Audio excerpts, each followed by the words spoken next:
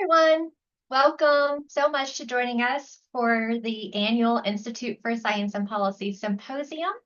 I'm Kristen Uhlenbrock. I'm the Executive Director of the Institute for Science and Policy, and I am thrilled that you are joining us today. This year's symposium is called The Future of Science Policy, and I promise you're going to have a really thought-provoking today for all of the panels that we have queued up. I do want to run over a couple of housekeeping items to get us started before I welcome and introduce our first panel today. Just a couple housekeeping items is that if you're interested in the full agenda and all the bios and you haven't had a chance to look at that, you can see that both in the Zoom lobby. You're also able to go check that out on the Institute Symposium website. Also, when you're in the Zoom lobby, you can kind of see where things are. And if you're ever looking for what session is live, there should be a live join button there for you to click. And that's where you know where you should be going throughout the day. We're going to have some breakout sessions in between the panels, and that's an opportunity for you all to connect with one another and actually have some conversations, whether you want to talk about the session you just heard or get to know someone new that you may not know. So those will be small groups, and those will be in those half-hour breaks in between all of our sessions, and I encourage you to join some of those virtual networking opportunities. Also, the chat feature. That is kind of going to be our primary mode of both communicating with you during these main sessions, as well as you communicating with us. I encourage you, if you haven't already, to go ahead and open that chat feature. I'm going to go ahead and do that myself while we're here and see what's coming in.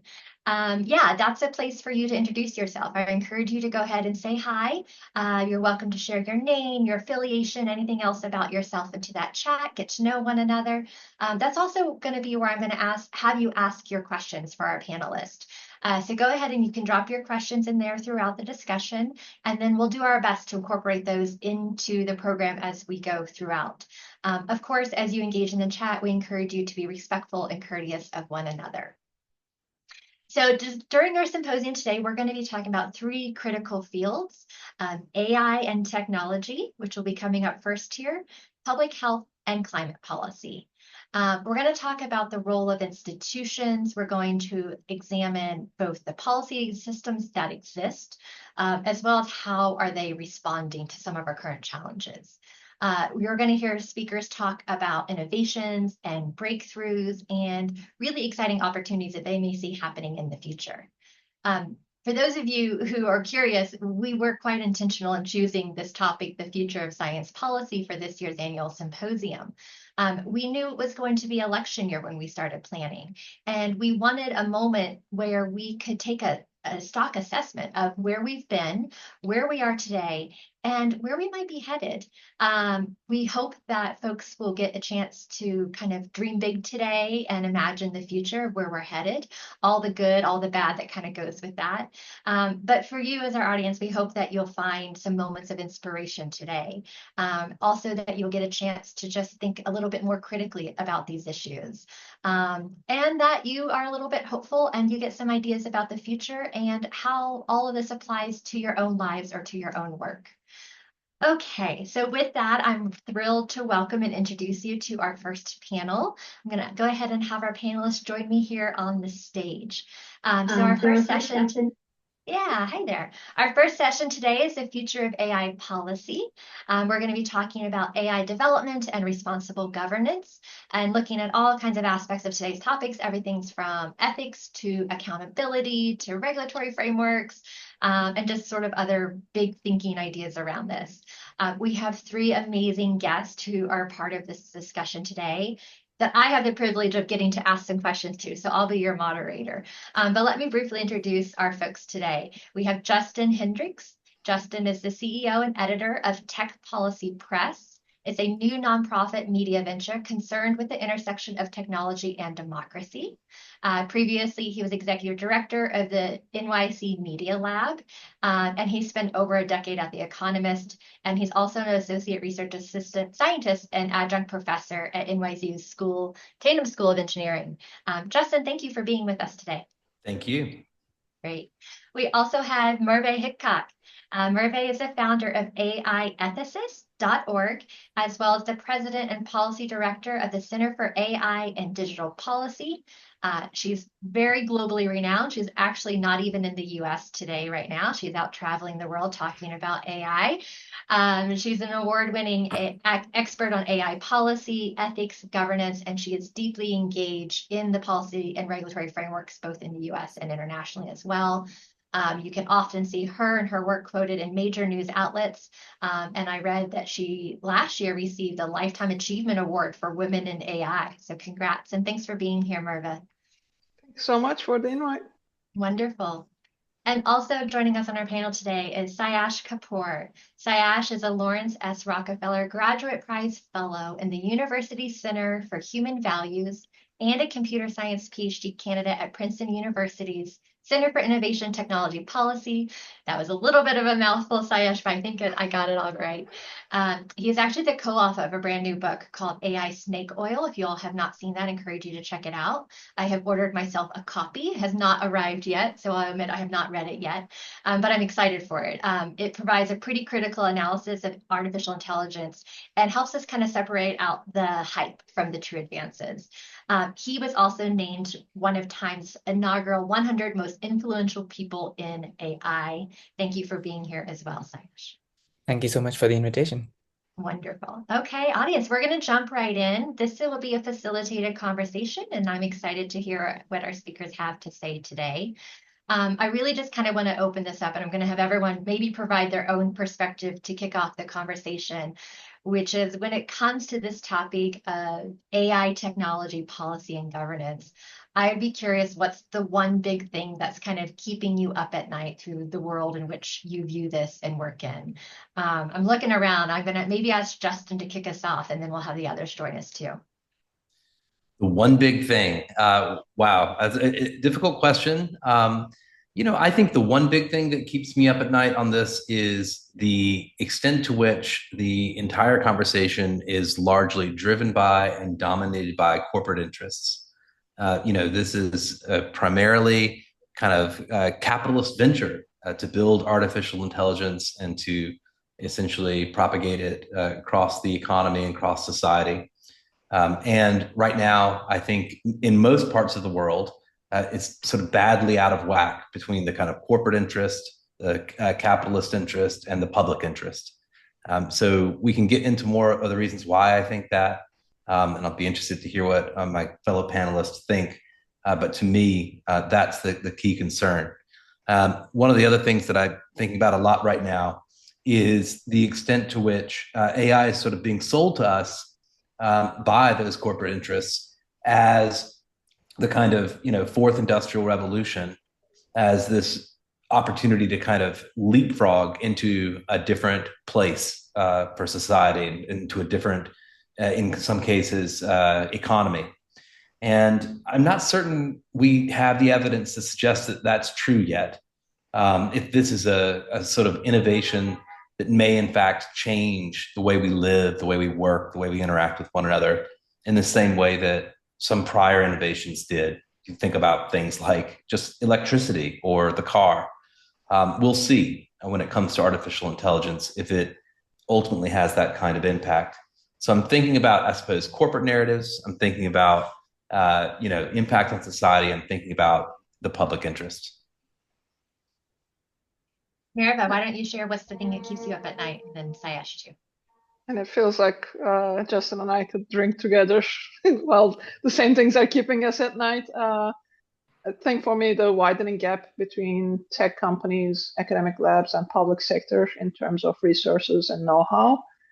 And if you fast forward that, what that means for our ability to develop policies or research for public interest, our overall ability to keep big actors accountable, or actors accountable in general, and also our ability henceforth to protect and advance civil rights.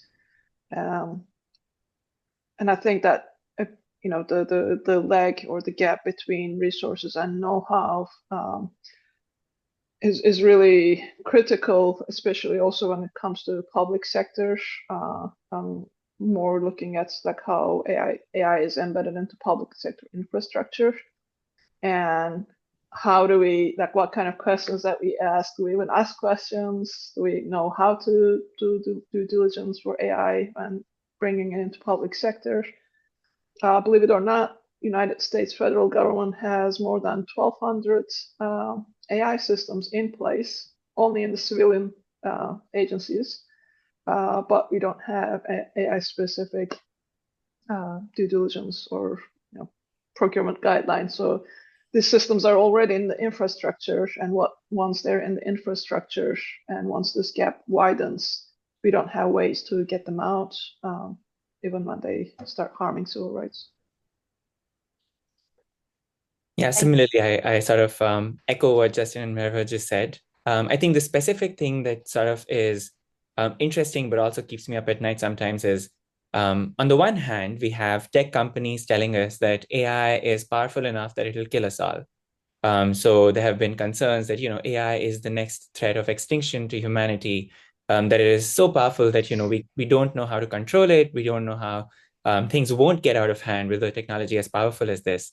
And on the other hand, we have this extreme concentration of know-how and resources to be able to understand these tools, to understand the safety risks, and to understand how they might go wrong and how to steer them in the public's interest. So I think this sort of disbalance, even between the stated sort of risks that the companies have claimed exist and how sort of know-how is spread, because ultimately, if technology like AI is that powerful, we would want some deliberative democratic process to govern this type of technology. We wouldn't just want OpenAI to take decisions about how to release technology. So I think that's one part of how we should govern it. And then on the other hand, I think the second consequence of this concentration of resources and technical capabilities to assess these systems is that essentially when companies make these claims, governments who are sort of making decisions about how to regulate technologies are likely to take them at face value. And that's because of the gap that Merve just mentioned between the technical labs that are building these products and the academic labs that might have this critical counterbalancing force to sort of check or fact check some of these claims. In our own research, we found that most of the claims that people and companies have made about the extinction risks from humanity are quite likely to be overblown. There's actually no evidence that, and there's lots of evidence that we're far from a point where AI systems become that competent. And yet, this sort of research can get very quickly overlooked when you have the CEO of an OpenAI-like company telling the Senate that we need to license the capabilities of building these tools, which is, in my view, just an anti-competitive move that further exacerbates the concentration of who can access this technology and who can't. So I think both of those, it's like the 1-2 punch of not having the technical capacity and these attempts at regulatory capture that sort of concern me a lot. Thank you all. Okay, so those were a lot of concerns. I feel like we're going to have to come back and tackle each of them a little bit, both with the idea of how can we work through them, right? These challenges that we've experienced. I want to do a little bit more stage setting for our audience today. And I wanted to kind of bring in some aspects of history and how we can look back to history to try to grapple with where we are today.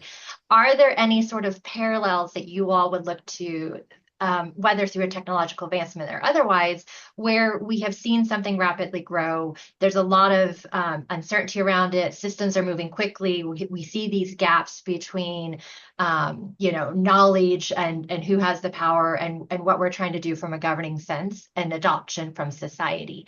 What are some examples from the past that might be parallels that we could draw from, and any reflections that you all have? I see a few head nods, and I'd be curious, Sayash, if maybe you wanted to start first, and if others want to chime in as well. Absolutely. Maybe I can go over two parallels, where in my view, in one of those set of settings, we did a relatively decent job of ensuring access to people and broad accountability.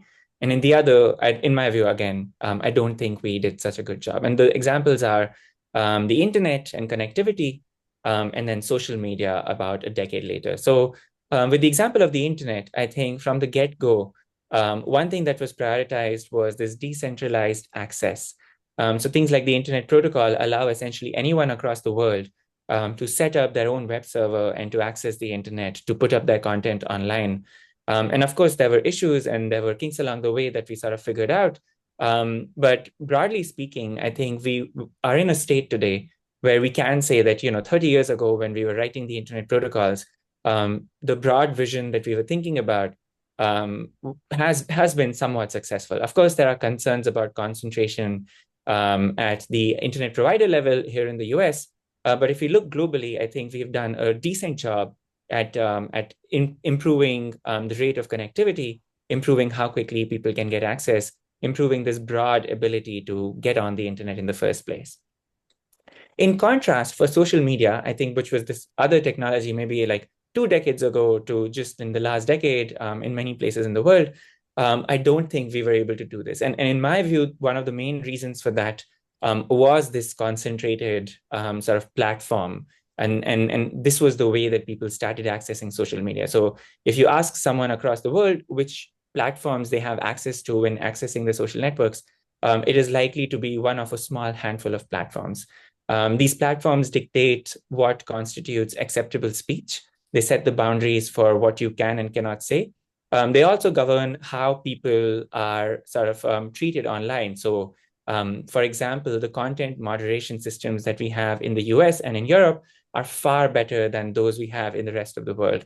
And that has been responsible for, at least in part, for many atrocities, for the atrocities in Myanmar, in Sri Lanka, in Africa, in Ethiopia. And I think this is sort of the divide that is almost invisible for a user in the West, in Europe or the US logging on to Facebook. Their experience is just completely different from someone who logs on from a country where Facebook does not invest the resources to protect its users. And I think that is fundamentally a result of this concentration and the profit incentives of companies to do the bare minimum when it comes to keeping users on the platform while still sort of getting away with as much or as little of an intervention as possible.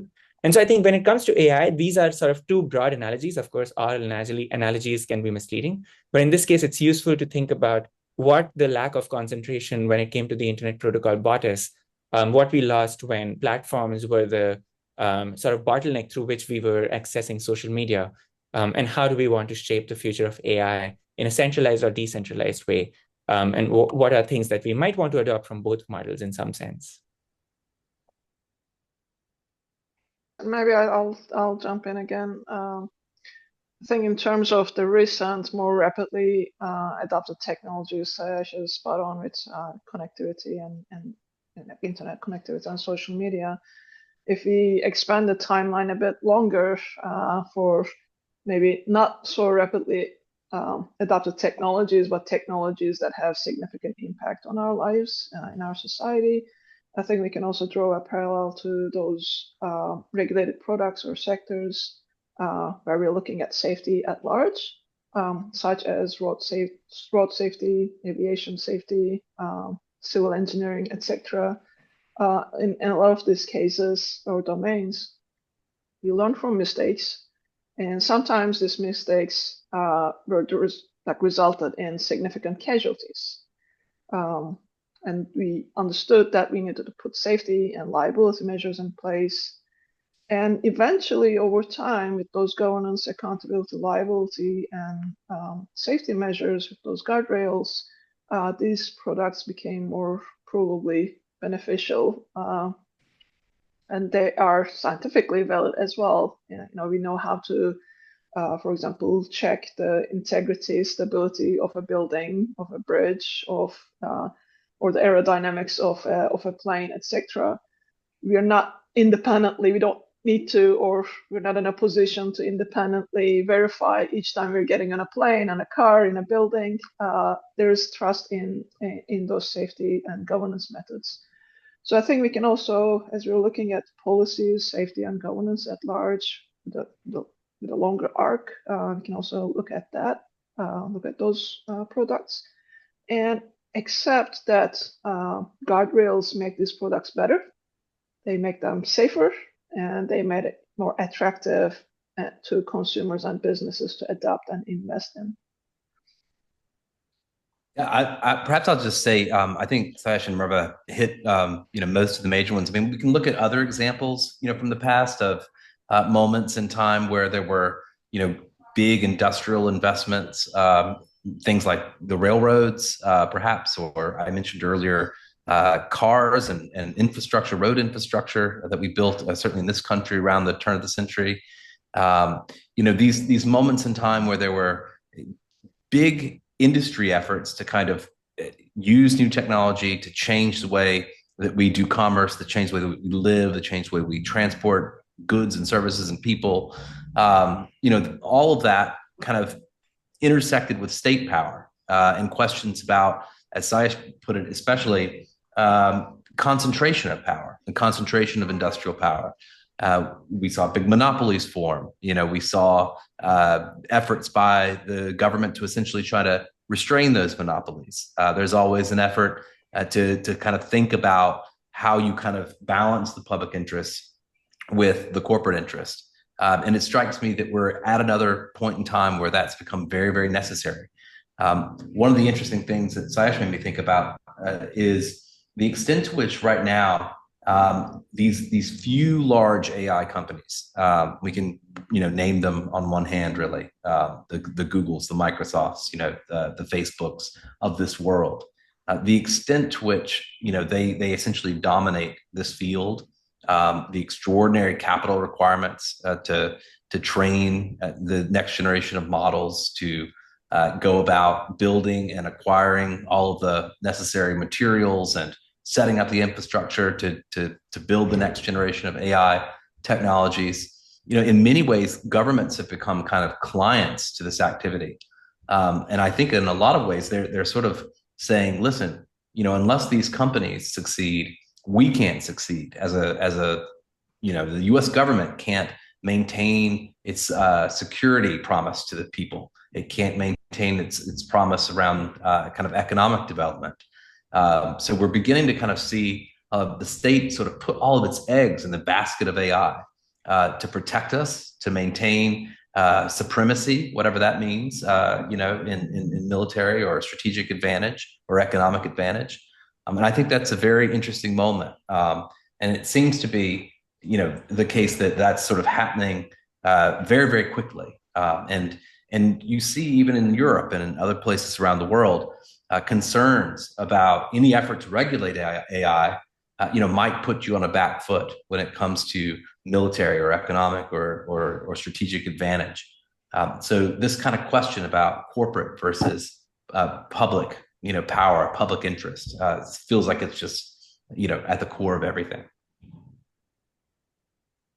I'd be curious if you all had some more to add on to that, because that definitely kind of this separation of authority and power, and we're in that messiness right now, this evolution of what are we doing, to put in those safeguards, as we've talked about.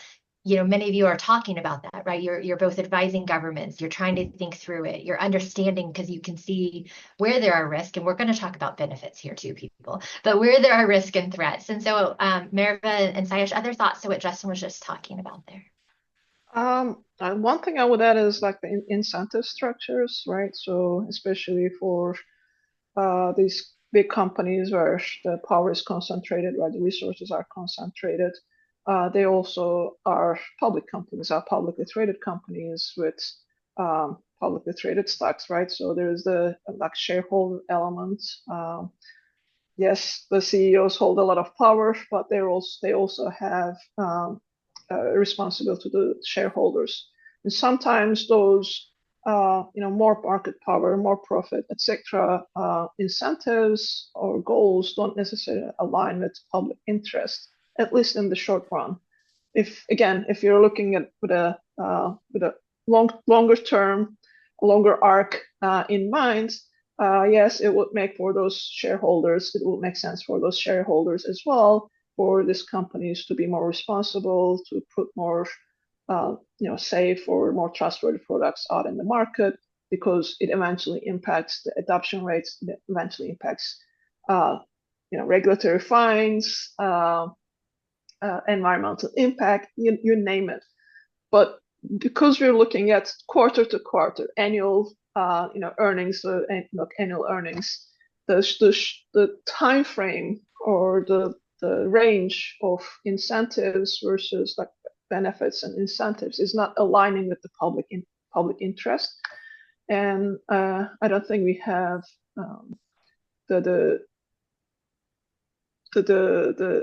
alignment yet. I think that's one thing that is also like keeping me at night, is that we're not looking at the structural issues, underlying issues of what is creating this power concentration, what is creating this constant run for private companies, but trying to like patch some stuff, put governance and some policies around that to kind of control it. But I think we have a bigger, more fundamental issue with incentives and motivations. I think one of the ways in which this sort of short-term incentive shows up is also companies selling products that just do not work. I think everyone sort of wants to get on the bandwagon of selling AI tools. But in the last sort of 5 or 10 years, we've seen dozens of products that promise to do things like predict if a hospital patient will get sepsis, predict if someone will go on to commit a crime. These are tools that are used in healthcare, in education, and so on. And so many of these tools just do not work. And I think that is also a consequence of sort of this hype around AI, is basically like we've made rapid transformative progress in some parts of AI, some types of AI, and notably in generative AI products that generate text or images or what have you. But in many of these other types of AI, we haven't really made too much progress. So for example, in making predictions about people's futures, there are these inherent limitations about that come about due to like the noise in the data or not having enough data on people. But because both of these terms have the same labels, so the same umbrella term AI, both of these technologies are sort of seen as equivalent, and progress in one of these is sort of conflated with progress across the board. And that's why we've seen governments, but also like private companies and so on, fall prey to all sorts of AI products that just do not work as claimed. And yet, because of the hype around AI, these companies continue to come about and continue to sell these products. I think there's a lot of, folks, including myself, probably many watching, who are still wrapping our hands around the array of benefits, the potential risk. What does this mean for our day-to-day lives? When I was talking with a friend of mine about this, that they offered that framing of can we do it versus the should we do it framing, which I really like. I'd be curious about any of your all's perspectives, right? We've talked a lot about some of these risks. We're talking about where it's overhyped. What are some of these benefits as well? And how do you think about where we are in the state of understanding a lot of benefits and a lot of risk at the same time? Any examples, real world examples that you all want to share? I think in terms of AI governance or like AI design decisions, etc., we call that framing or that question like question zero, just because we can. Should we do it? And before you even start collecting data, design the AI systems, etc., like get into those more design and architectural questions. Should we do it? And sometimes there's, as Sayash mentioned, there is definitely a techno-solutionist approach that assumes that every problem can be solved with technology. And in this case, with AI technology, whether it is scientific or not, whether it works or not, or whether it takes the context of that issue at large. But most of the time, these technologies, AI products that are coming in as techno-solutionist products are developed by a group of people that see, okay, there is like hunger in this, or like there is housing issues in this neighborhood, or there's hunger issues in this particular region, or you name it, you just name a problem, and we'll solve it with AI.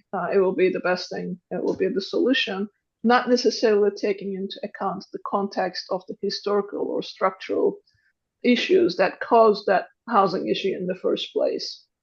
It might be that there is not enough supply, that the prices have gone so far up for one reason or another that people are not able to afford it. you just name it, but we're not looking at the historical or structural issues, but again, trying to put patch solutions with AI technologies, which are doomed to fail, because again, you're just trying to put one solution without looking at the history of it, the context of it.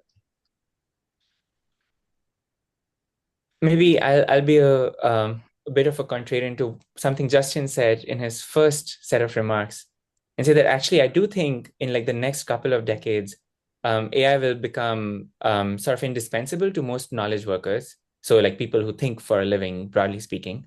And I do think it is sort of it might sort of it has the potential at least to be a transformative technology in that way. So I mean I can give a few examples of how I use AI, which is to basically sort of try to automate all sorts of tasks that I might have taken 3 or 4 hours or like an entire day to do. So my website is created entirely using AI. I have stopped doing web development or have sort of delegated doing web development for the last year or two to tools like GPT-4. I would say about half of the code that I write for doing my research, the first draft is now written using AI. And of course, it's not good enough that it can automate the entire process, but it is good enough that, it saves me a lot of time to be able to verify and quickly spot if there is an issue. And if there is, I can sort of edit it manually. If there isn't, I can sort of just accept the code written by an AI system. But my point is that I think like this type of transformation will take a lot longer than people usually expect it to take.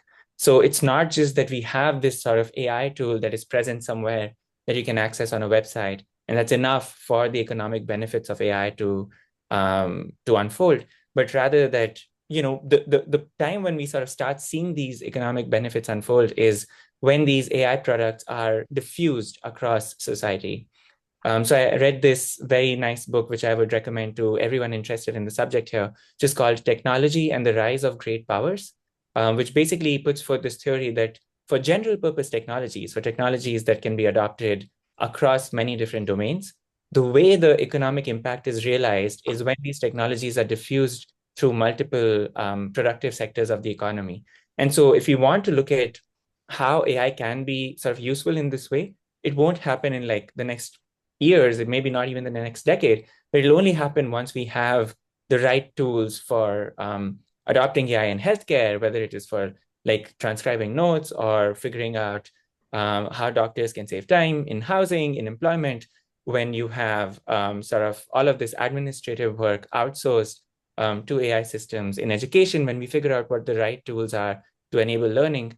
But I think the issue, and I think this also touches on one of the questions in the chat, is the misuses of generative AI right now are much easier to find compared to actually productive uses in the economy. So I'm like quite positive on the outlook for generative AI in the slightly longer run, in like the next 20 years or the 30 years, when we figure out how we can use generative AI to sort of improve education and learning outcomes and so on. But I think in the meantime, there are sort of all of these negative sort of impacts that it has. In education in particular, it has sort of single-handedly, ChatGPT has appended entire curricula. And I think teachers were almost sort of forced to think through their entire syllabi again. And I think this is a key thing that leads to so much more discussion of risks than benefits, which is once these technologies are being made, all of the negative externalities are sort of forced onto society. The negative externalities of redoing all of the homeworks for K-12 students across the US or even across the world are not borne by OpenAI. If OpenAI had to sort of pay teachers for the time to redo their assignments across the world, then it would quickly go out of business. And that's why I think there's so much more focus on risks in the nascent stages of technology. But I think looking just a little bit ahead, I'm quite optimistic about the benefits of transformative potential in many different industries. And in some sense, I do think we have what we can think of as a general purpose technology with generative AI. Sayash and I are probably maybe not far off in terms of our perspective. Maybe it's a time horizon thing. But I do wonder if we imagine at this moment in time, given the trajectory we're on, both with regard to kind of the structure of the economy, to the health of democracy as a form of governments around the world. Questions about whether we can imagine in 10 or 20 years' time if artificial intelligence will have improved the lives of most people, whether it will have created a more just, equitable, sustainable, democratic world. I don't know the answer to that question right now. Might the tools work better? I'll grant you, yes, absolutely. I'm certain they will. The generative tools will be able to reason perhaps better. We'll have better guardrails around them. Maybe other kind of lanes of research on artificial intelligence will turn up even other improvements. But I don't know if we're going to end up in a world where more power and wealth is concentrated among a few. If we're in a world where people are, have less privacy and are surveilled more. If people have more free expression than less. I'm not certain at this point. I think that's probably my kind of fundamental question about artificial intelligence at this point. It's not really like, will the AI work? It's more, are we? I think it's more like what Merve was saying. Are we introducing AI into a scenario, into a set of circumstances where it may do more to hurt those interests that I just referred to than to help? And I guess one other thing I'll just sort of say, and I was going to kind of try to put this in the chat for folks to look at. I'm very interested in some of the even near term or things that are happening now, harms that are happening now. I think this lawsuit around character AI and this teen that committed suicide is interesting. I think we'll probably see more lawsuits like this, where people who've interacted with various AI systems and have harmed themselves as a result of some interaction. These are questions that we should be asking, ourselves. Should children be interacting with AI agents in this current form? Certainly, should they be interacting with them without, some form of supervision? I don't know the answer to that. But there are companies that have, drawn millions in investment from Silicon Valley that have gone ahead and pushed these tools out, these products out into the world. As Sayash mentioned, there's lots of doctors and nurses wandering around using different generative tools to collect information at the bedside, to do data entry and things of that nature. Is that a good idea? I'm not certain. News organizations that are utilizing some tools, we've already seen some blowups on that. Certainly in my industry, that's a big deal. People introducing mis and disinformation into the information environment, often inadvertently, right? So I don't know. All these things kind of concern me. I would like to believe that Sayash is right, that the technology will deliver. But will it deliver the society we want in the context that we want? I'm still not sure. If I may just quickly add, Chris. Go for it. I was gonna say, I think also defining the parameters of the society. Are we looking at your state, my state? Are we looking at U.S.? Are we looking at Americas or globally? I think it will definitely work for some people who have more access to technologies, who can afford some of these technologies as well, or who have more access to education, other resources that they can then benefit from these technologies. Whereas we have 3 billion, and that is with a B, of 3 billion people who have not even used internet or web search in their lives. That's a good percentage of the current population. We have significant portions of the globe where broadband access is not taken for granted, where people actually have to put 3 or 4 days of their wages to get some megabytes of data access, even if they can get to that. So I think the bigger that we're looking at the picture, the bigger the frame is, the more inclusive that frame is.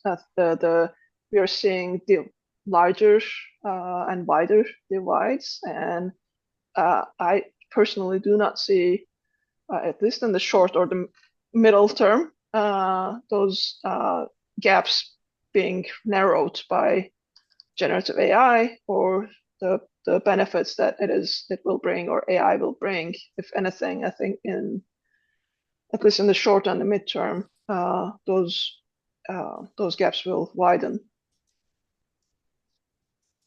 Thank you. I think maybe we want to come back to some of those gaps and disparities across it.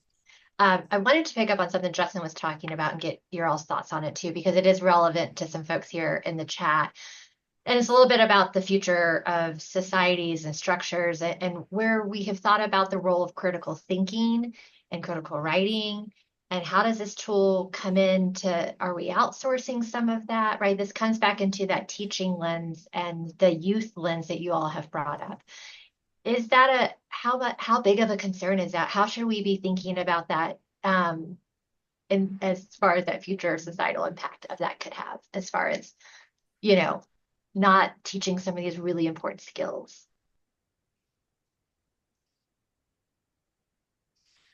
This is another area where I'll just jump in quickly. I feel like I have more questions than answers, and I don't know really the answer to the question. We don't know yet whether students will necessarily be at some disadvantage of knowing or understanding critical skills as a result of artificial intelligence being introduced into their toolkit. We don't know if it'll make them better or worse writers. We don't know if it'll necessarily change the way they approach the whole idea of acquiring knowledge and participating. We do have a lot of anecdata. There's an educator in the chat right now, talking about concerns about what they're seeing in the classroom. I've heard other types of concerns like that. I've seen those types of things in my own experience. And yet I've also seen students, do extraordinary things with generative AI. I've seen them, develop first drafts of ideas, or, take artifacts from brainstorms, that kind of thing, and spin ideas out that maybe they wouldn't have done before without those tools. So it kind of just depends on context, depends on the situation, depends on the age, depends on the subject. I'm not exactly sure when it comes to young people in an educational context. And I don't know about the social context either. I mean, we'll just have to see. Again, like the lawsuit that I pointed out, these are at this point anecdotal. They're stories. I don't think that we have longitudinal data to tell us one way or the other. How this stuff's gonna impact society. But we do have the experience of having, very quickly in the span of 20 or 30 years, wired up a good amount of the planet. As Merve says, we've left, a few billion people off the network at this point.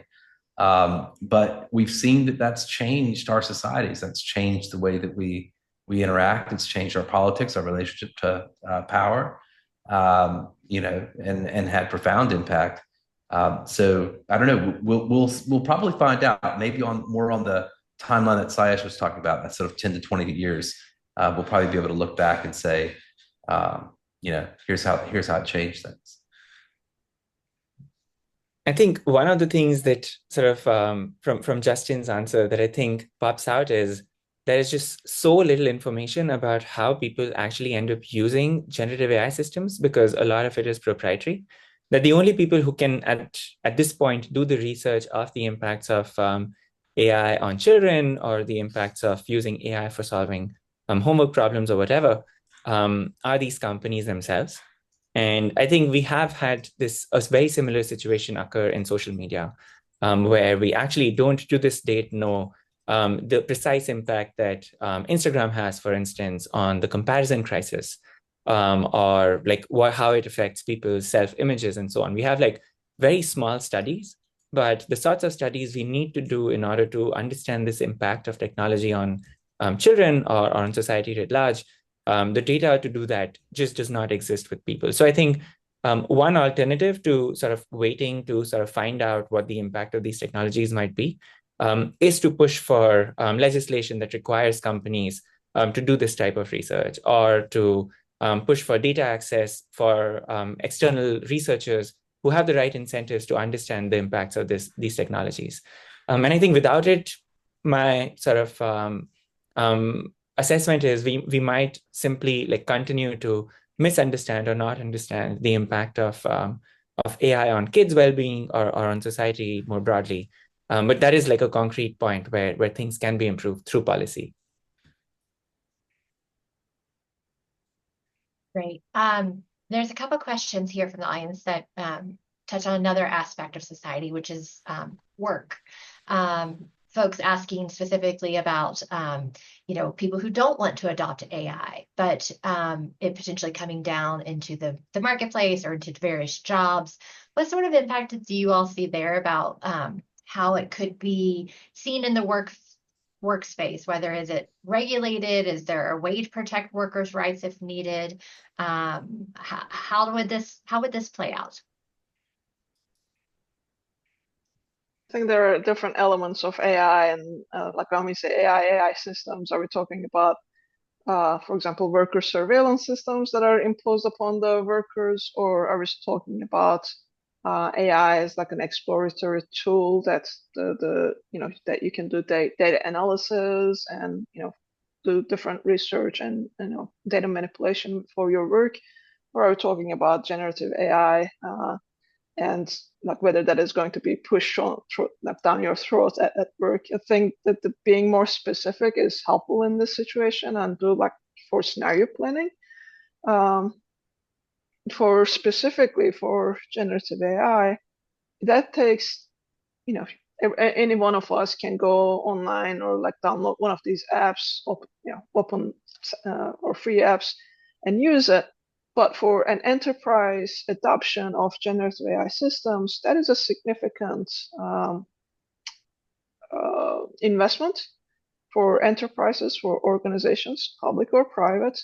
And it's not a one-off, right? It requires you understanding the product, you having internal talent, internal tech stack, understanding the costs of hosting, processing, inference, etc. on an ongoing basis.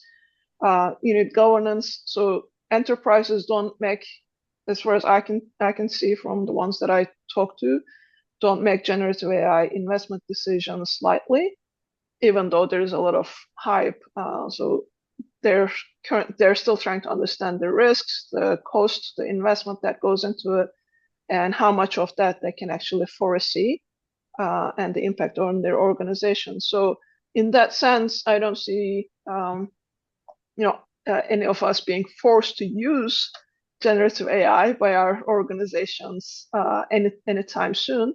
But of course, there is definitely a trend or expectation of understanding, like increasing AI literacy, increasing digital literacy, to be able to start testing these products, and more recently for companies who are looking for people who have better, I don't want to say expertise, but more engagement with these products, rather than someone who definitely has not. One example that comes to mind, Merve, to illustrate that point is, I think 10 years ago, or maybe 15 years ago, there was a big push for the enterprise adoption of cloud infrastructure. So this is, your data, your computing, all of this would be stored on the cloud rather than locally on your device. And this was stated to be the future of all enterprise. And I looked at the numbers from 2023. So in the 15 years or 10 to 15 years where this massive push was happening, 25% of all industries that relied on access to the internet adopted cloud infrastructure. So even for like somewhat more stable technologies that are better understood than AI, adoption within companies has been dramatically slow. And I do think this will continue to be the process for AI as well. I'll just add one thing on this subject that I'm very interested in. I feel like this kind of question about work and labor is one of the kind of big themes that I hope to learn more about in the year ahead when it comes to AI. The other one is impact on the environment, which we haven't talked about quite a lot here so far. But I was actually talking to someone I know who is a healthcare professional, actually from the Denver area, over the weekend. And that person was telling me how much of their work has become about data entry over the last few years, especially. How many hours a day they feel like they spend essentially entering repeatedly, figures and checking boxes and doing the things like that in order to kind of tell a computer what's going on in the physical world. And of course, the goal of the system is to do various diagnostic or analytical things, to signal perhaps to doctors that someone needs help, et cetera. I think probably there are other motivations in those types of systems to avoid claims of malpractice, or to provide other types of substantiations for different insurance decisions, or whatever it might be. I'm sure there's lots of logics behind healthcare decisions, but it's just interesting to me the extent to which many people that I talk to these days do feel like it's become a big part of their life to feed information into an app, or to take direction from an application. There are huge numbers of workers in this country right now who work for companies like Amazon or Uber or Lyft or others that more or less don't have human managers, that are hired, fired, managed, dispatched, in some cases disciplined by applications. And I think that's an interesting phenomenon, and something that we'll have to watch over the next few years to see how people feel like their relationship to work and employment has changed in that context. Okay, I want to circle back to an audience question that we talked about, and then we're going to kind of move into the other themes you picked up on, or you all have touched on, which I thought this was a really good question, because an audience member commented, we were talking about the concentration of a few large tech companies holding a lot of power, having a lot of influence. And yet there is also already available open source large language models, generative AI models. You can imagine there's a future where even more of those even become more accessible and used. So how do you think about where the concentration of perhaps influence exists today, and the opportunity or the risk of other systems of generative AI, and specifically, let's use that one, coming online and adding to the mix of tools available? Maybe I can start this one. So yeah, I completely agree. I think open source models, and more generally like open source infrastructure for AI, is pretty important. And I think it'll continue to become more important as the competition between incumbents intensifies. One thing I will say is the best open source AI model that's made today is built by Meta or Facebook. And, like they've explicitly stated that the reason they're trying to do this is because they're commoditizing the complements of the models. They're commoditizing the apps that use these models. And in some sense, this is also like a competitive blow to other incumbents like OpenAI or Google, who are their competitors on other platforms. And that also means that, basically the best open source models today are at the whim of a single company. Now, that might change very soon. We are seeing other companies start to sort of up their game when it comes to releasing these models, but just the capital intensive nature of these models. I think the latest model that they trained, by some estimates, cost over $1 billion for them to release in compute, or like the computing resources, in hiring all the people who worked on it, and so on. So to some extent, I think by definition, there is going to be some concentration of power in building the model itself. I think where this becomes more problematic is if the concentration extends vertically through the stack. So if the same people who are building these models then also start to build the products that use these models, they have even less of an incentive to share these models so that there can be competition at the product level. And I think we've seen this before with the internet infrastructure, that companies that provide internet services are actually not allowed to sort of differentially give access to different applications that run on the internet. So they are obligated to serve different applications that use the internet in the same exact way. And I think we need something like that, something similar that sort of prevents this vertical integration, prevents the model developers from also being able to sort of have a monopoly on the applications that use generative AI. And so more than just like which companies are building these products, it's also about how much competition there is across different levels of the technology stack for building AI. And I think that is something that we know how to fix in terms of the policy, or at least we have had some successes in doing that. For example, for the FCC with the internet, and I'm hopeful that this is the sort of policy that we need to reduce concentration and improve competitiveness when it comes to what applications can be built using powerful AI models. Are there other I would offer, are there other examples for applications or examples where some near-term regulatory attention is needed? Other examples that you all would point to? I think there are some. Oh, go ahead, Merve, please. No, please go ahead. I was just going to add that I think that there are some near-term harms that we're seeing cause problems that it strikes me that we need better solutions for. One of them is there are different terms for it, but some people would say sexually explicit digital forgeries. Some people would say non-consensual intimate imagery. But most people might call it pornographic deepfakes. Some of these tools that have made it so easy to produce this type of material, we're seeing phenomena. This is another one where, again, no good data, but a lot of anecdotes of schools, communities being torn apart when someone decides to make, one of these videos or images and circulate it. The targets are almost always women, but not entirely. Right now, there aren't significant enough laws in place to demand that platforms remove this material. States have begun to pass laws that make it, possible to hold the person who creates that type of material liable. But right now, it's still very difficult to demand, at least, that a communications or social media platform remove that material from the internet. And of course, once it's on the internet, it's out there. So I think things like that we're going to have to look at.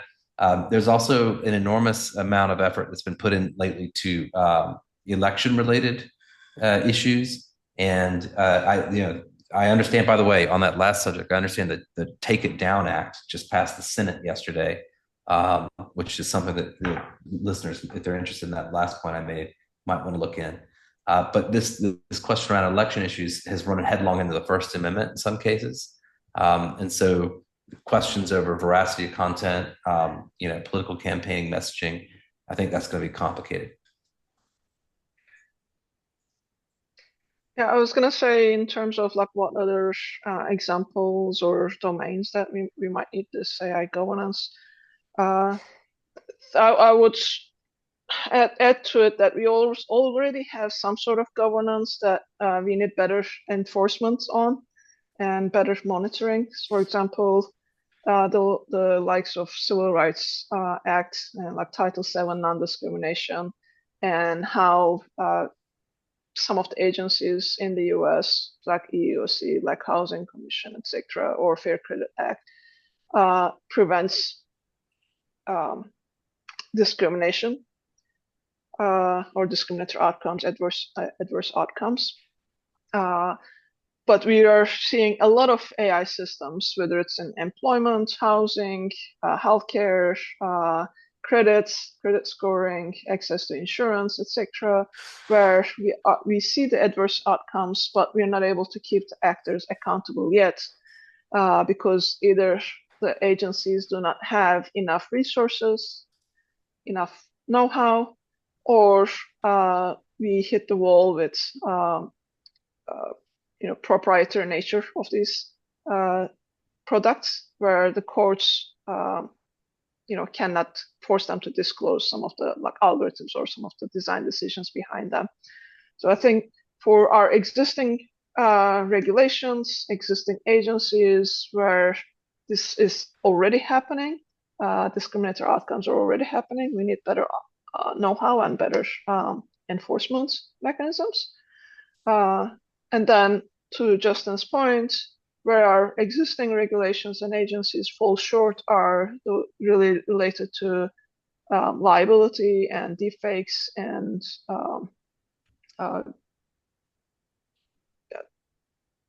new like more the newer or the more emerging technologies. I think over the years we have had many incidents of predictive AI bias or discriminate, what we call predictive versus generative AI bias around those and this disparate impact. So right now we're looking at those gaps, regulatory and policy gaps on deepfakes and generative AI and transparency at large.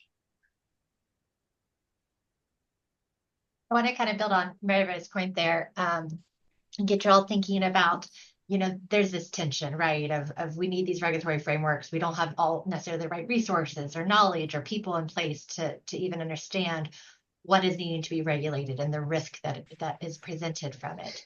And then we also have this proprietary nature and this idea of intellectual property and innovation, right? And sometimes these can feel, I think, at odds with one another as far as contradictory. But by chance, they can't coexist, right? And we can do things in a way in a system that allows for innovation and growth in technology and advancements of things, and at the same time trying to keep these safeguards on it.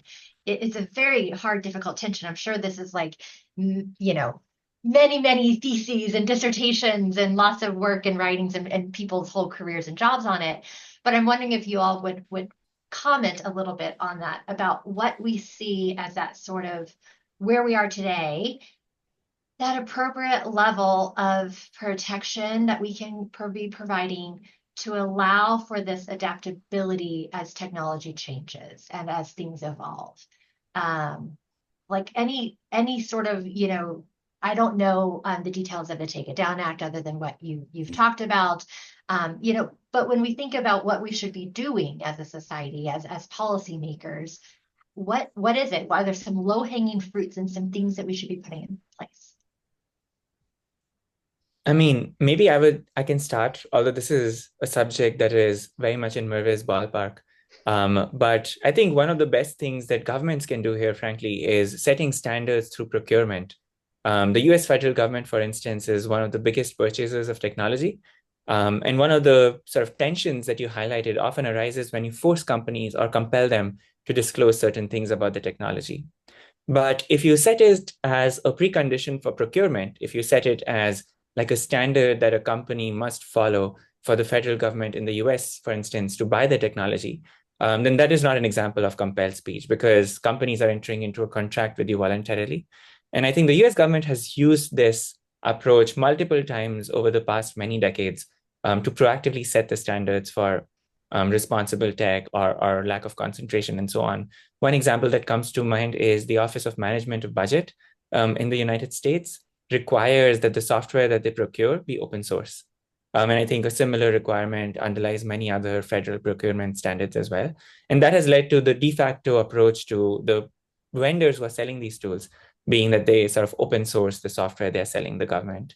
And I think similar things for AI might be, like procurement might be a very good mechanism to sort of set a standard without running into this issue of compelled speech or of blocking innovation, because technically you aren't forcing companies to do something.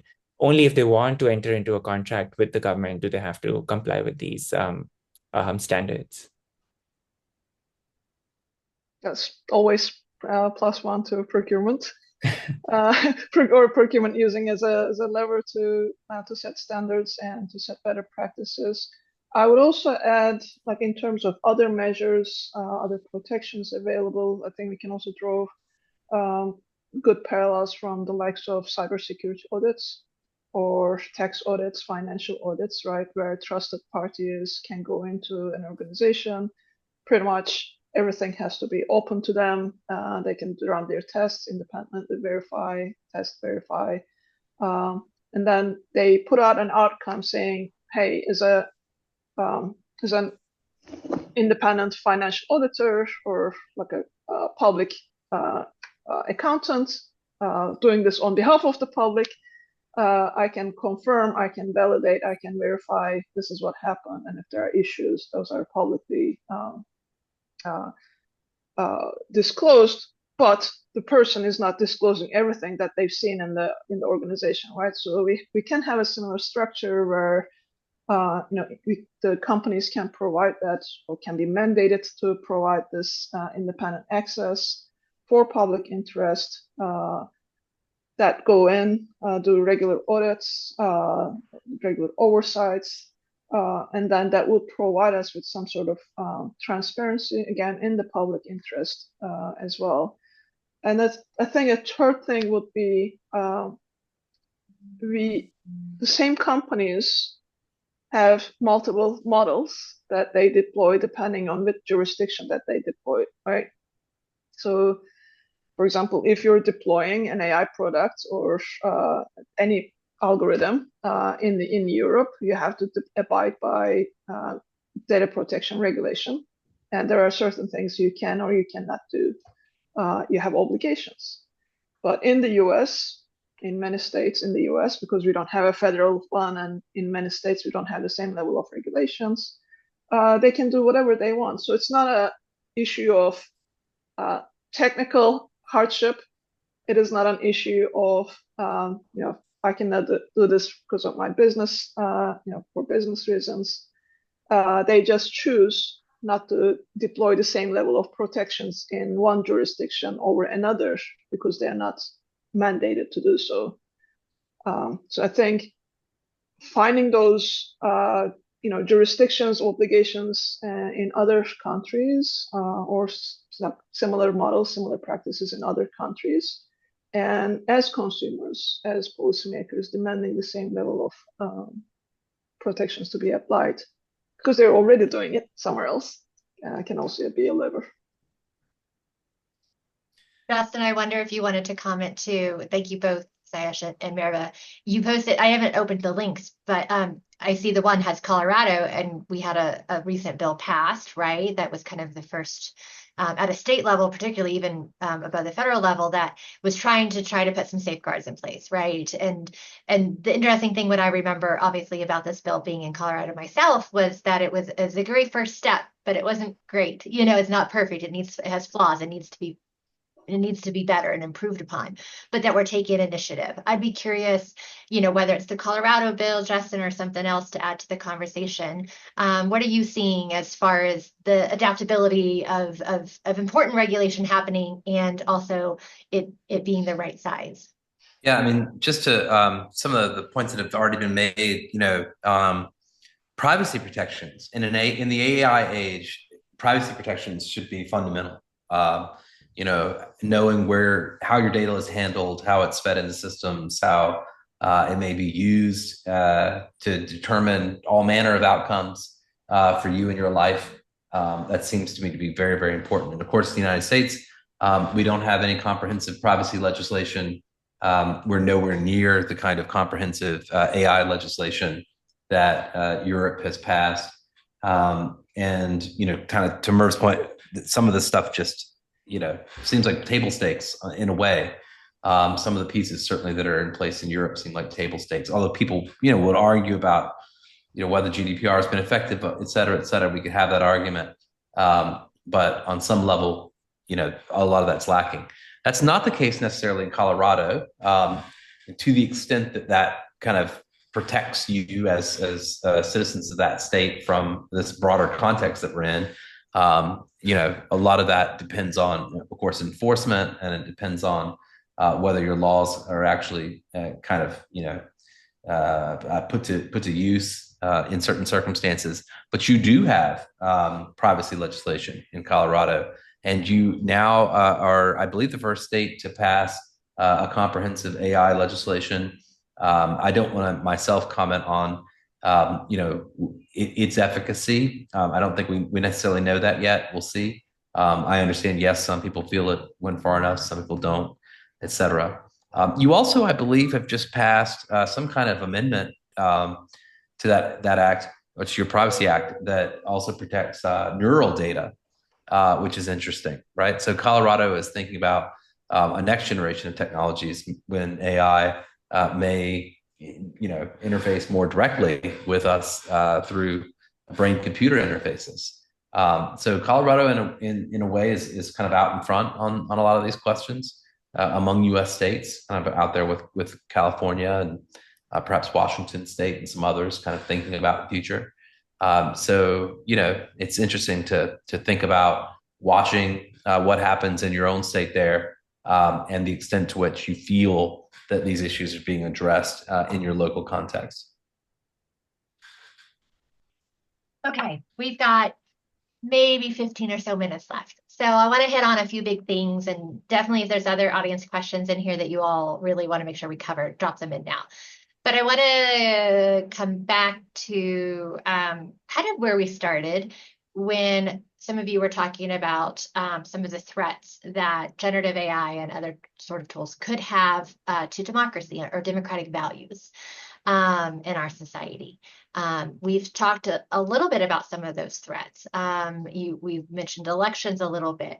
I'd be curious what you all see as some of the really big ones. And trust and misinformation has shown up in this chat here, which is why I'm bringing it back up again. Where and how do we know how to trust information that we're getting?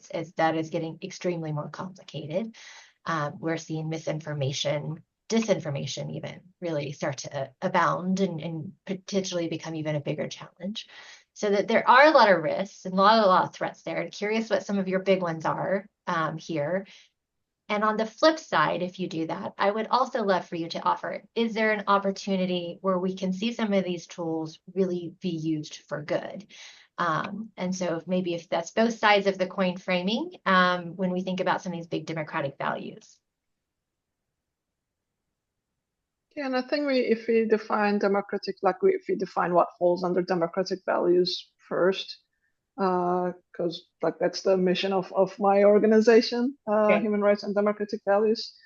I think we're talking about fair elections, representation, protection of minorities. We're talking about oversight, access to information, and we're also talking access to information and fair journalism. We're talking about accountability. We're talking about independent oversight. And if you wrap all that up, like how AI is impacting, I think that not only each one of those are impacted by AI in very different ways, but I think for me the bigger question or the bigger title is both democracy and trust. Because we are at this point, I would be curious, if anyone in the audience listening to us has not started questioning the reality of what they're seeing, what they're hearing, what they're reading. Have you ever asked yourself, is this real or is this fake? Is this generated?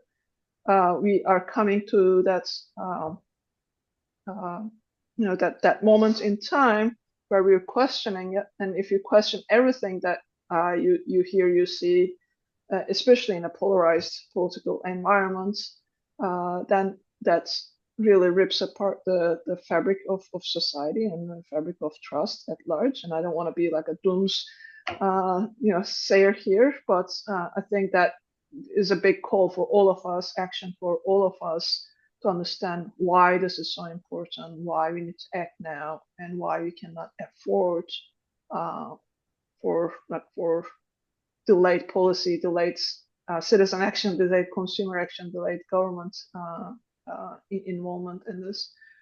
So I would just like I said, put democratic values and trust as the bigger title, and then everything else that we listed underneath that. And I think in terms of how to strengthen democracy or how to use AI for beneficial uses, we can always flip the coin. And one thing I love about AI is it's the ability that it gives us to explore data and explore data at big scale and understand what we are not intuitively, with what we don't intuitively understand.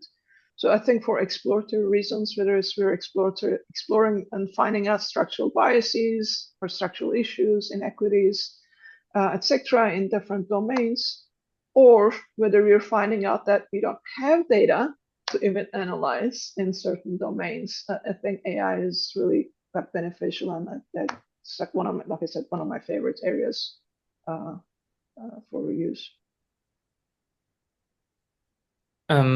So I really love this framing of sort of treating democracy and trust as these high-level goals and looking at like individual problems underneath them.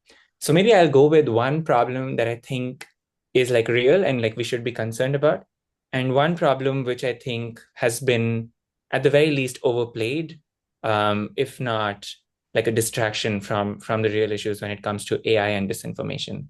So I think the real problem, and I think like we've seen evidence of it a little bit already, is what is known as the liar's dividend, which is, let's say we have a photo of someone in power doing something that is like controversial.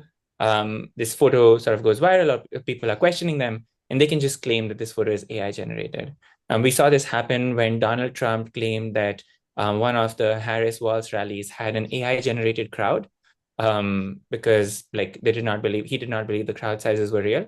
And I think we've seen this over and over again, more so in the global south as well. In India, we've seen politicians claiming that, evidence of corruption was actually AI generated. And I think as the phenomenon of that Merve was describing of people sort of being quite skeptical of information sort of starts to become more widespread, the liar's dividend will continue to increase more and more to the point where people can reasonably claim that, any certain piece of media is AI generated and hope to at least get away with it. One problem that I don't think is as impactful as has been claimed several times in news media in particular is the impact of AI on making people believe that events that never happened actually did, making people change their minds about whom to vote for, or even like, like putting out false information to the public and expecting people to believe it. And I think there are two examples from this 2024 presidential elections that I think sort of illustrate the point. The first is Joe Biden had a robocall, like a fake robocall, to voters in the primaries in New Hampshire, asking people not to vote in the primaries. And this was someone who'd used an AI-generated replica of Joe Biden and asked people like not to vote. This was like a clear example of election interference and so on. And it turns out that like AI wasn't really the bottleneck for this type of attack. In fact, the person who generated the voice was actually like a voice actor. And substantially similar recordings could be created using voice actors. Imagine like the causal mechanism for this attack having an impact is that the caller on the other end actually believes that Joe Biden is personally giving them a call. And so even the causal mechanism is a bit implausible. But even if we set that aside, the cost of hiring a Biden impersonator is like a few $100s an hour, like $200 an hour. And so this attack could have been carried out by anyone who has a couple $100s at the disposal. AI was not a necessary ingredient. And what I've been doing for the last couple of weeks is going over every single example of deepfakes that was used in 2024 elections, not just in the US, but across the world. And basically in every single case, the cost of reproducing a substantially similar attack without AI was at the most a couple $100s. And furthermore, there were like only around 85 attacks that happened, or 85 examples of false information that were collected. I was looking at this Wired election project that sort of looks at AI's use for misinformation. And the total number of examples was less than 100. That is compared to tens of thousands of total fact-checked pieces of content and misinformation across the world. And so I think when it comes to sort of AI making people believe in things that never happened, I think all of the evidence actually points the other way. People tend to be a lot more skeptical of things that they have sort of doubts or hesitancies about. And in contrast, when there is something that you already believe in, like, because as Merve mentioned, our society is polarized. If there are things you already believe in, if there's a worldview you already sort of agree with, then your standards for skepticism are way lower to the point where AI probably isn't even needed to convince you of something. This has been called the phenomenon of cheap fakes as opposed to deep fakes, where you have, edited content or even footage from video games that was convincing enough to people that they believed in it.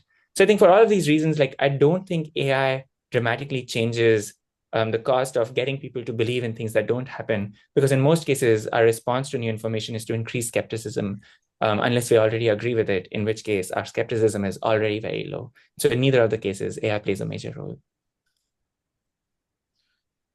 I suppose I'll just add, that there are some positive examples, just to maybe round this out. Since you asked about that, I believe you asked about it. Are there some positive examples? We have seen some around the world lately. I feel like some would regard the ability of the former Pakistani prime minister to campaign from jail using voice kind of clone of his speeches and having those circulate was an interesting example of someone giving of AI being used to give voice to someone who otherwise could not participate in the democratic process. Some people have pointed out that the kind of ease and speed at which campaigns that don't have much capital have been able to generate, great ad camp material or memes or things of that nature is certainly kind of like a benefit or could be seen as a benefit to political campaigning. So perhaps that's another kind of thing. The other one is just that general kind of leveling of the playing field. So the utilization of AI or generative tools for campaign purposes more generally, as kind of making it possible for people to do more with less. And I'm even thinking a little bit about Sayash's point about how much he's using generative AI for coding these days, and the extent to which people are able to essentially build websites, build tools, build databases, scrape information, combine information, all kinds of things that folks are doing that may help.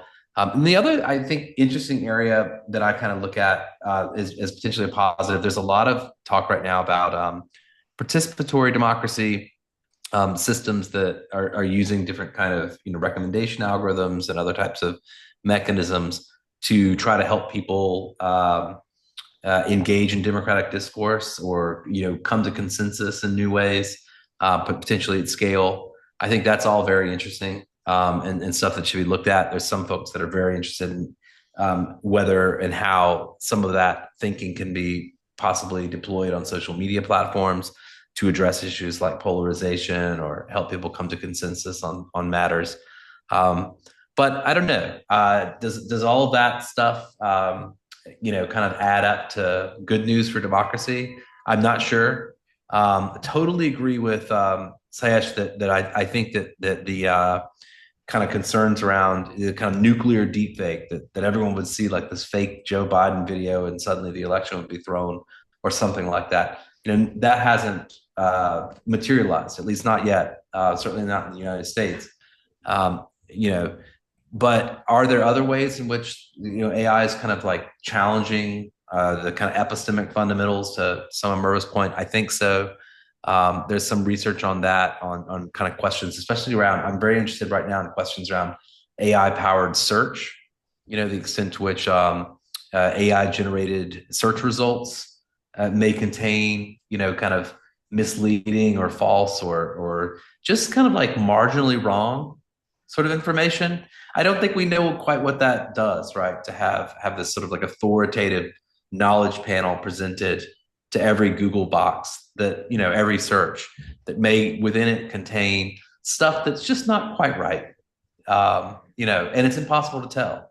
I've had this experience myself, even with my kids. We'll have a question at the dinner table. One of them will Google something, and they'll read whatever Google serves up to them. It's just not quite right. I think there's a big question in that. Like, what is the kind of substrate of all of our conversations these days? It's the Google search. I can't remember that fact. I'm not sure about that. Like, ask Google. What is the effect of a lot of that stuff being served up in those panes being marginally wrong on our ability to kind of relate to reality and to each other? I'm not sure. We'll find out. I laugh. I'm kind of laughing at that because I have seen so many random off the wall things in those sort of Google return searches that like I laugh because at times I'm like, that is so not right. And so that has helped me personally when I have thought about these tools and where they are and how good they are, that like it helps me keep that skepticism healthy, right? I was like, that is just not right in so many ways and shapes and forms. And maybe that's kind of my advice, right, for everyone listening here too today is we have to keep ourselves thinking critically and teaching that and passing that along to others and keeping that healthy dose of skepticism. Cross-checking, fact-checking, doing our due diligence as individual humans. Okay, I'm going to let you all have the last word here. Thank you so much. It's been a fabulous conversation. We could spend much time together. I'll leave it a little open. I'm going to give you a directional question to answer. And if you don't like it, then whatever closing thought you want to leave our audience with is up to you. But one of our reasons for having this was to try to dream big, to think of that future state. Where are we headed? But part of it was to also capture some of those questions, right, that we don't have answers to yet, that maybe we wished we had an answer to, whether that's today or in a year from now. So that's kind of my offer to you is if there was a big question that you wish we could try to answer today, what would that question be? And if you don't want that, then what is your closing thoughts that you'd like to leave for the panel? I think the big one for me is like, how do we make sense of how people interact with generative AI? Both because of the constraints over what data access we have, but also because the answers that you get from a generative AI system are very, very sensitive to the way in which you frame these questions. Simple things like changing the order of a multiple choice question options can lead to drastically different options or drastically different results when it comes to the responses from these models. So figuring out both technically, like what are the challenges in evaluating these systems better and how to solve them, and also operationally, how do we get access to the data that we need to actually understand how real world users interact with these models. I can jump in. Oh, go ahead, Merve, please. I was going to say, for me, like the bigger, how are we going to solve and when are we going to solve the bigger picture, like bigger impact questions on environmental impact of AI? The data scraping and like more data aspect of AI, and where is that point where we can actually do more research and get more creative about like smaller models or more specialized models that can actually solve our problems in particular domains more efficiently than this constant pouring of energy, water, data, and talent into bigger and bigger models. There's a funny question in the chat. How do we know all the panelists are real? Could a low-budget hacker create an avatar? I think I heard this from Hani Farid, who's a real expert on media forensics at UC Berkeley. He said, if you're really worried someone's not real, ask them to turn their screen or turn themselves sideways. That normally the distortion effect won't hold. So if we all just kind of turn ourselves sideways a bit, I think if the distortion effect holds, you can trust that we're real. But I guess one thing I'm thinking about right now a lot is how do we get more people involved in the conversation we're having? Kristen, thank you. Thanks the Institute for Science and Policy. Thank you all for hosting this. These are really fundamental issues. And Sayash and Merve have spent, their waking hours kind of trying to engage people on these questions and explain why these things are very important. But I think that's one of the big questions that I have going forward is how do we engage more people to feel like they have agency in tech policy conversations, which are often dominated by a handful of voices and entities and organizations, and often feel like they're maybe out of reach to people to participate in. I think that's one of the big questions I've got going forward. So if anybody has good ideas about that, let me know. Fabulous. I think that's a lovely note to end on. Thank you all. And the person who wrote that chat, I know him. And so if he needs to go meet me later to make sure I'm real, I'm happy to do that. Thank you, Merve, Sayash, Justin. This was an absolutely lovely conversation. So much to think on, and great resources to be shared as well, too. We'll be following up with these resources to folks, both on our website and in email communication, as well as a link to this recording for those who you want to pass it along to, who may benefit from listening to our conversation today. Great pleasure. Absolutely learned a ton myself. Thank you to the audience. Just a quick next step for us. We have a 30-minute break here. In that 30 minutes, there's some virtual networking. So if you really want to go chat with some more folks, which I encourage you to do, you can reflect on some things you just heard and actually have some more intimate conversations in some small groups. Head back to the Zoom lobby and join one of those virtual breakout sessions. We'll have some of our team in there to help get you oriented and situated for those conversations, or talk about whatever it is that you want. And if not, then we'll see you back here in 30 minutes, wherever that is where you're tuning in from. And our next panel will be talking about the future of public health. Thank you all for joining us today, and we'll see you here in half an hour. Thank you so much for having us. Thanks. Bye-bye.